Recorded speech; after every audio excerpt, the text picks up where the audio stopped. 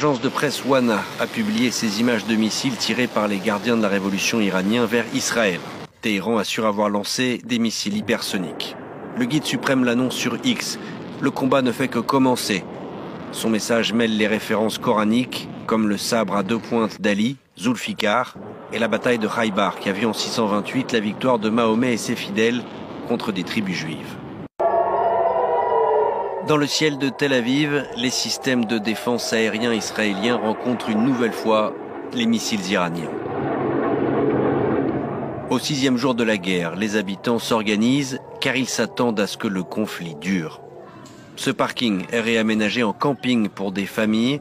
La mairie fournit des tentes, de la nourriture, de l'eau.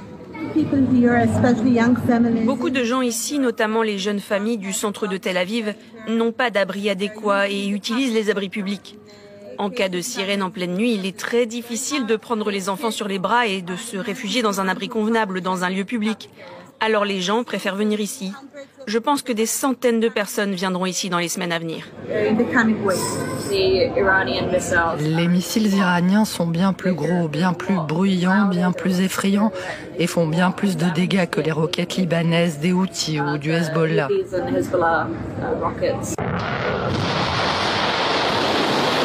L'agence de presse Wana a publié ces images de missiles tirés par les gardiens de la révolution iranienne vers Israël.